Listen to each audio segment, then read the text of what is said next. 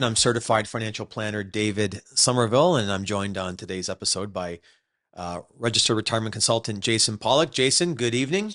Good evening. How are you? Things are great. How are you? All is good All's again. good in the world, Yeah, right? Well, all's not good in the world for working class Canadians. So it's going to get serious when the glasses go on, that's okay? Because right. the print is so small I've here. got mine But here, but oh I'm man. still fighting to not wear them. Yeah, these are all for vanity. They're not for Yeah. for eyewear. But no, I want to talk, Jason, about an article that came out of the Canadian press a few months back, and it talked about the financial pressures that are mounting for working class Canadians. And I want to get into on this episode, how to deal with the mounting financial pressures. I mean, it's been a really tough year for most of us. I mean, it's from the stock market correction we had this year to inflation, the price of goods going through the roof, the price of gasoline getting, out of this universe, food prices and travel prices. And there was again out of the Canadian press here. There's an article. I want to just read a few of the key points here. It said that a new study has found that the financial well-being of Canadian workers has declined in the past 12 months in 2022. The study, which combines the National Payroll Institute's annual survey with analysis by the Financial Wellness Lab of Canada, found the number of workers living paycheck to paycheck, Jason, has increased by 26% in 2022 compared to last year.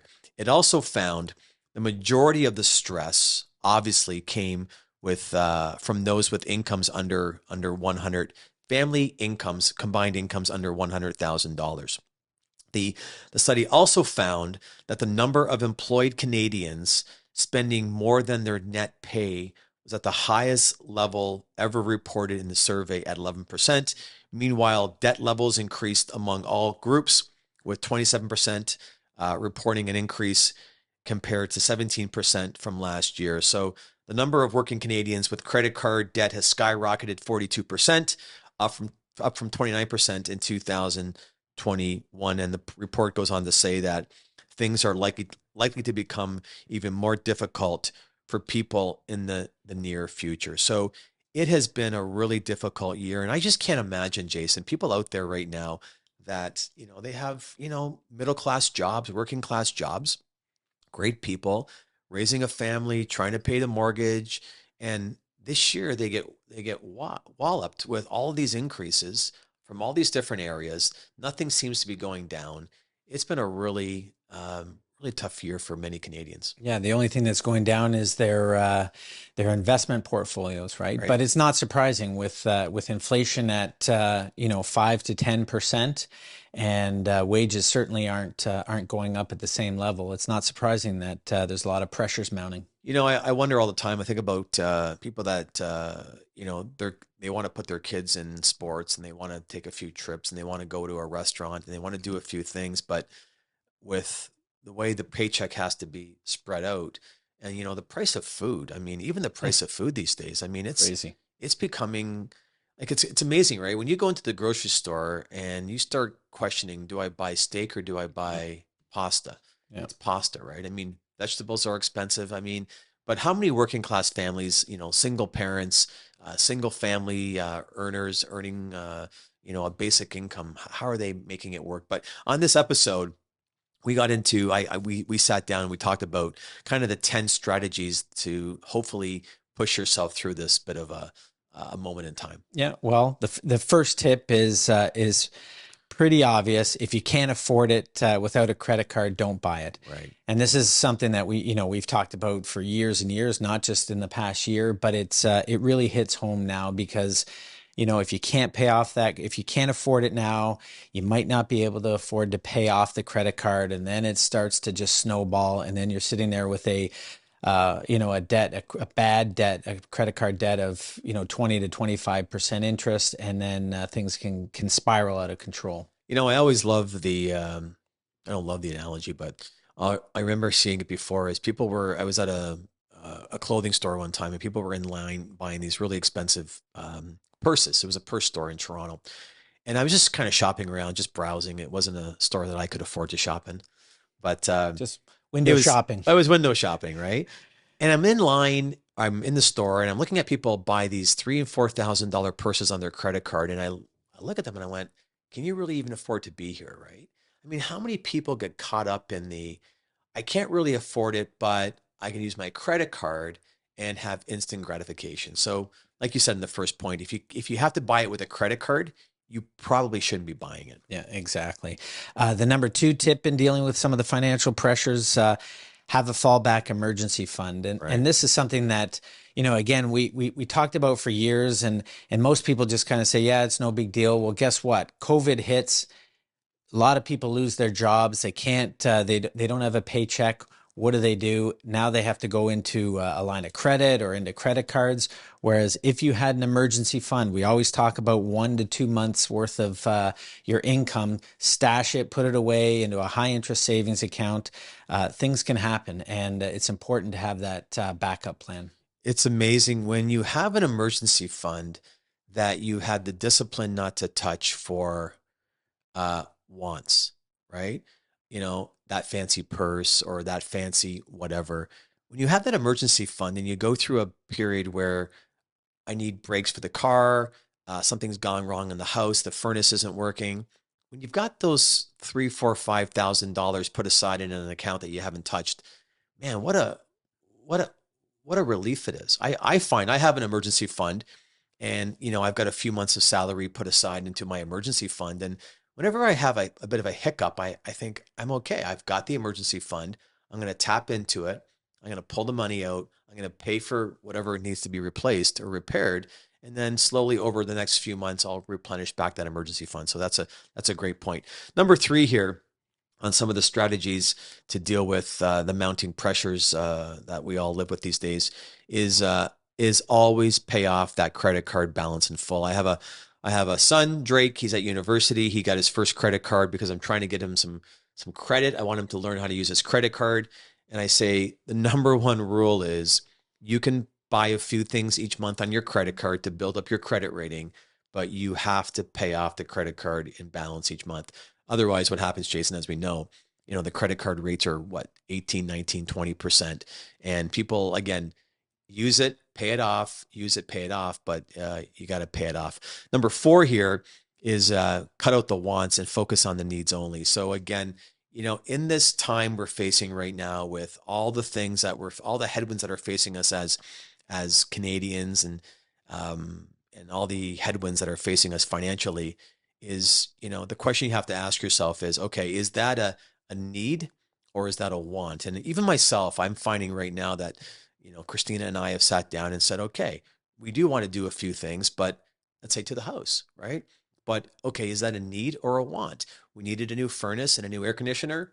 They broke down. We fixed them. We needed them. We got them done.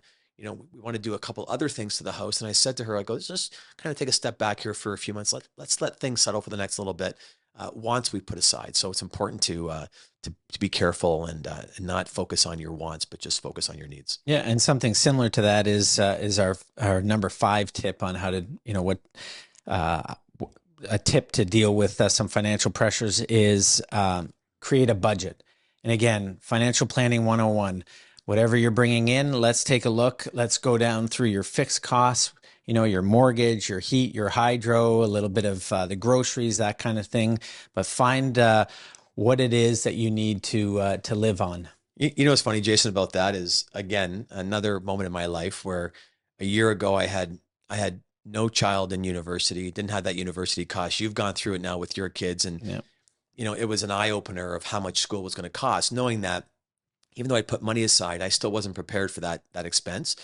And then all of a sudden, they need a car and a few other things. And it's really funny because now I had to sit down and do a bit of okay, what's coming in, what's going out, what's my budget, what's my balance. And then I said to the kids over the weekend, I said, just to let you guys know, there is no extra money right now from dad. Dad is completely tapped out. He's The living, ATM machine is, the ATM is out of service. I yeah. said, don't ask me for anything special. I said, you know what? There's two cars now on the road that weren't on the road a year or two ago. One's in university, one's, on his own. We're trying to fund the housing arrangements, but it's amazing, right? But what gave me peace of mind was actually sitting down and doing a budget, what's coming in, what's going out, making it work. And it's funny, right? It's reshifting some of your dollars around where I had a bit more disposable income 12 to 18 months ago, a bit less today, but I feel empowered by the fact I know exactly what I can do, what I can't do. Yeah, exactly. Number six on tips to deal with, eating out is really You expensive. think? Yeah. Wow. You talked about the cost of groceries. Well, double that, triple that when you're going out. We like to go out once in a while, but and have a drink or two. Those things can add up. You were talking about a couple $100 for a meal that you could probably make yourself for a quarter of the price. Yeah. And it's always nice to go out, but at least limit the number of times you go out. Isn't it amazing when you go out for dinner? And again, you know what? We work all day, we come home, Yeah. we're exhausted, we're tired. The kids are hungry, you're hungry, Nikki's hungry. Who really wants to sit down and spend 45 minutes preparing a meal, right? So you go out for dinner, you go to the keg or wherever it may be, right? The bill comes in and the bill's like 285 bucks, right? And then you say to yourself in the car ride, you're driving home going, 285. I could have went down to Zare's. Yeah. I could have got four steaks, a couple baked potatoes, for maybe $65, Yeah. right? But it really is amazing, right? That how much it does cost to go out. And again, it's not the cost of the food, it's the cost of the drink, Yeah. it's the cost of the dessert, it's the cost of the tip. I mean, all the other things that add up is kind of what really deflates the eating out thing. Yeah. Number seven here on some of the strategies to get yourself back in line financially is, lines of credit must be paid back. It's amazing to me how many people will dip into their line of credit, use their line of credit, pay off a credit card, line of credit, line of credit, line of credit. But you got to pay it back. At some point, you have to pay back that line of credit. So just remember the line of credit, as easy as it is, at some point it's like, okay, wow, I've added up, all my additional purchases here.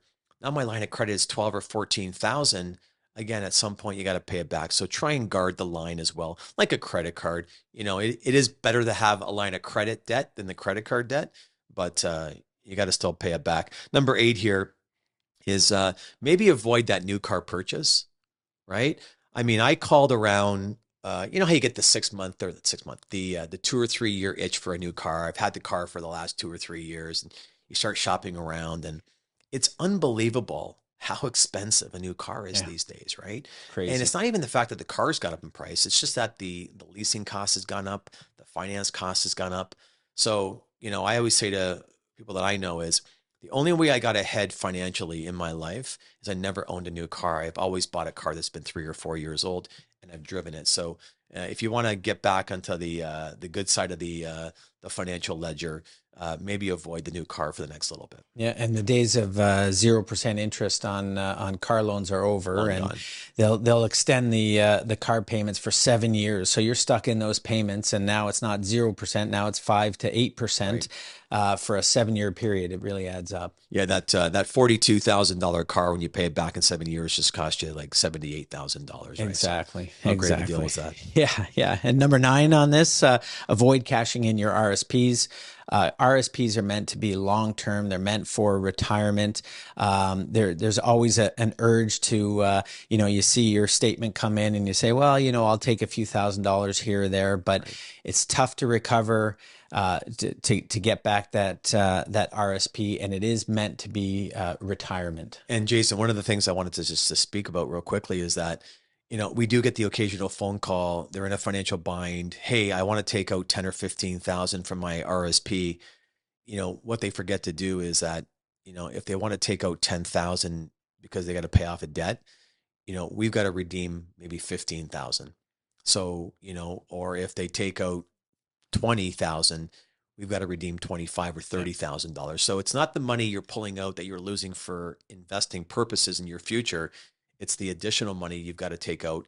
You got to add it into your income, and you get penalized with with the highest level of tax that you possibly could. So Yeah. completely defeats the purpose. Exactly. And the final tip to deal with some financial pressures is stop trying to keep up with the Somervilles or the Joneses. It's you mentioned the car situation. Everybody's trying and looking at buying new cars, and everybody sees their neighbor with a new Beamer or a new Yeah. Mercedes. And it's one of those things. If you can't afford it, again, the credit cards, the lines of credit, if you can't afford that new car, don't worry about it. Most of the people that I know, a lot of the wealthier people, they're driving, the same cars they were driving a few years ago, and they're just living within their means.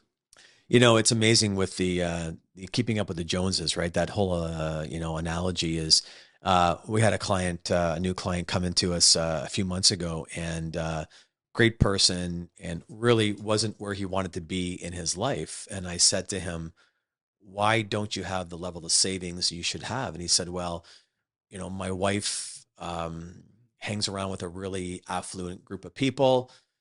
They're way more affluent than we are, but she wanted to kind of keep up with the neighbors and be part of that circle. And, we put our kids in private school we couldn't afford.